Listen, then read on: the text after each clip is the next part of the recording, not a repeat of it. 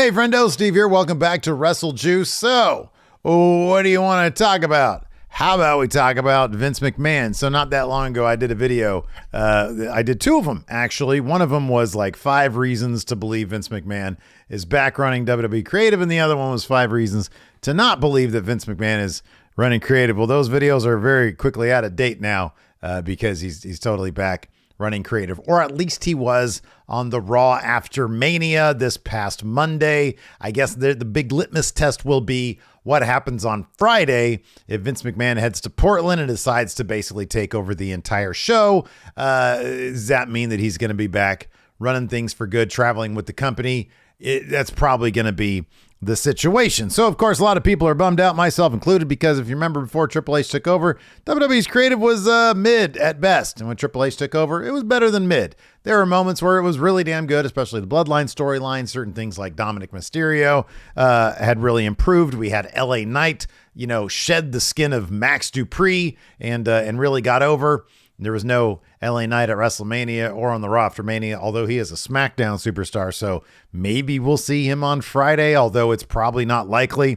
The reasons why exactly Vince McMahon lied about pretty much everything involving him and Creative on the road to selling the company and then just stepping back into Creative are kind of unknown. It's probably just an ego thing, but I thought it'd be fun to, I'm not going to say fun. I thought it'd be therapeutic to talk about that today because look, I'll be honest with you.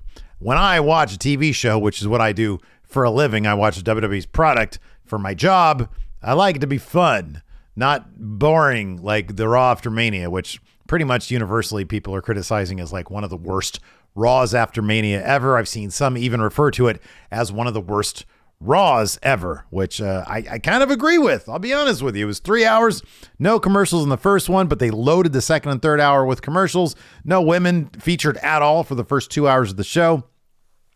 It was it was not good. There was like one good angle, and that was the Cody Brock Lesnar stuff. I kind of liked that. But beyond that, it was obvious by the Amos Elias match that Vince was back, and then it was confirmed by like every credible wrestling news outlet there was. So what does Vince being back mean, and how can we get rid of him again? I'm not sure the hashtag Fire Vince is actually going to do anything, but it might. Stay tuned for more of that. Before I get started with this, what does it mean that he's back now? Give this video a thumbs up, hit that subscribe button.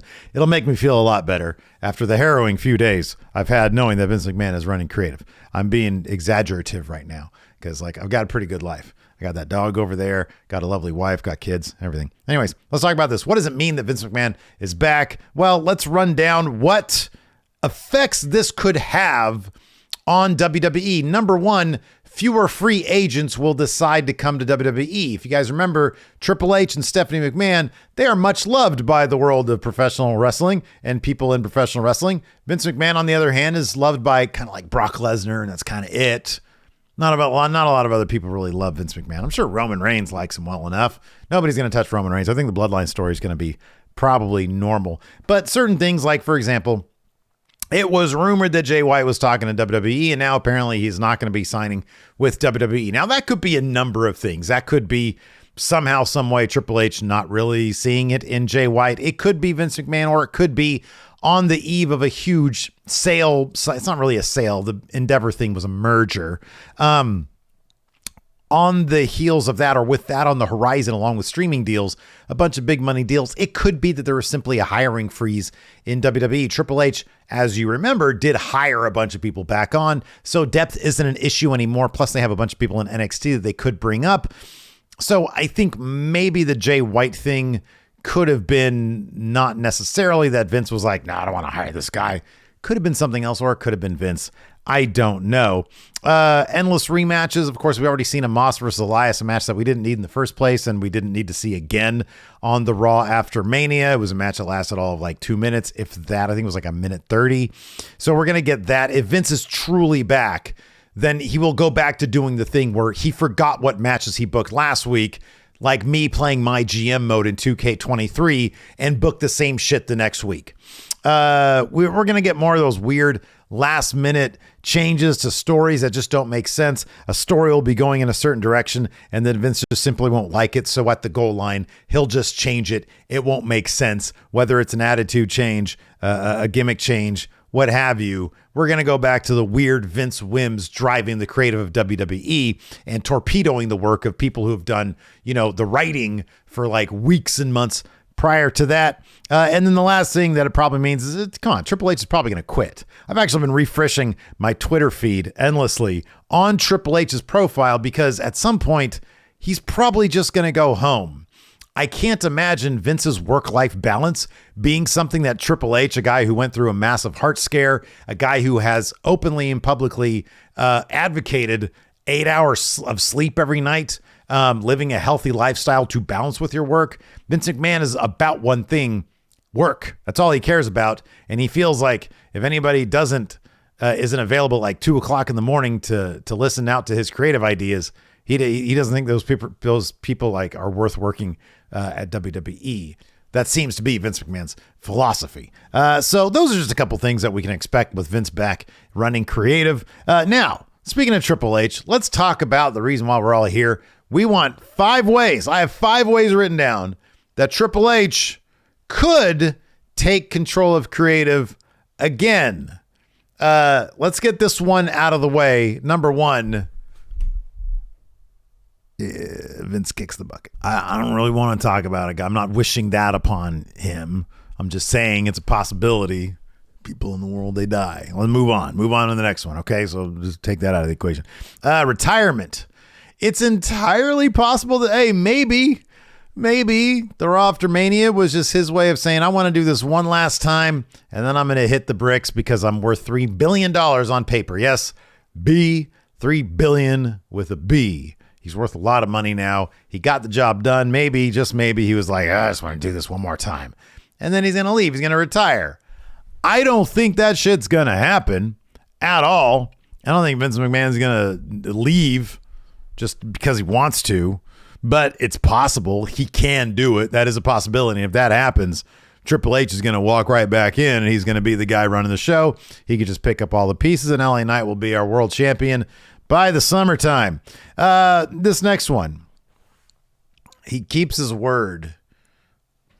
So he's already gone back on this because on Monday he was firmly running Raw. Like he was in control. He was at Gorilla. He was on the headsets doing everything, right? But again, maybe that was just him. He's in the area. He wanted to get into the weeds. And then he's like, you know what? I said I'm not going to do this. I'm not going to do this. I just wanted to get my hands dirty one time. I'm going to go back to Titan Towers and be executive chairman of the WWE, which probably doesn't really take much, to be honest with you. It's probably a job that anybody could really do. It's WWE at this point. It doesn't just sort of chair itself. So yeah, there's a possibility, I guess, that he actually keeps his word. Maybe. Okay, so those two things, those last two things, those aren't going to happen. But there are 2 things that could actually happen. And I'll be honest with you, I suspect they might happen before the end of the year. Number 1 is this. He's forced out due to terrible ratings. Now, unlike before this merger, Vince McMahon can be forced out. He couldn't be forced out before. He resigned because he was given advice to do that because it was hurting the WWE in their quest to get a sale. Now that sale/merger has happened, Vince McMahon is no longer in control of most of the voting stock in WWE. The stock he has, the controlling stock, is now going to be converted to like normal stock or a different type of stock where he doesn't have most of the voting rights within the company because WWE won't be his company anymore. Now it's Endeavor's company. And it's going to be merged with UFC. I watched Fightful's podcast about this.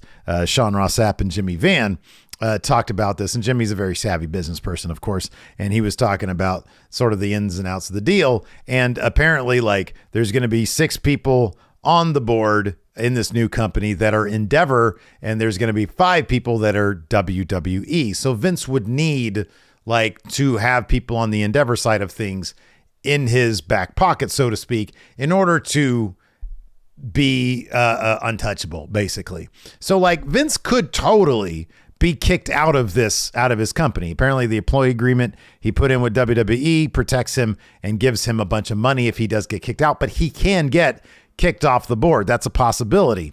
And if he continues to tank the WWE ratings, if he begins to tank the WWE ratings, obviously this Raw after Mania, it scored a huge rating, but that sort of has an asterisk there because it's coming off of a huge WrestleMania. But if Vince McMahon's creative continues to be dog shit, the ratings will continue to tank. That will happen. We've seen that in the past. On top of that, you can sort of like dogpile onto that. The intense negative reaction to Vince being back at creative has to resonate in some degree with Endeavor. It's not a good look. And these days, companies are all about looking good. Vince never really cared about that when it came to WWE because he was running the thing and he just didn't give a shit. But a company like Endeavor might care about that. They might think that the stock price could be affected by a negative public perception. And this hashtag Fire Vince thing might pick up some steam. I don't know what that would necessarily mean. And I don't know if that would force him away, like in terms of being voted out. But it could force the top of Endeavor, Ari Emanuel, to say, hey, you said you weren't going to do this and now you're doing this and look at what happened.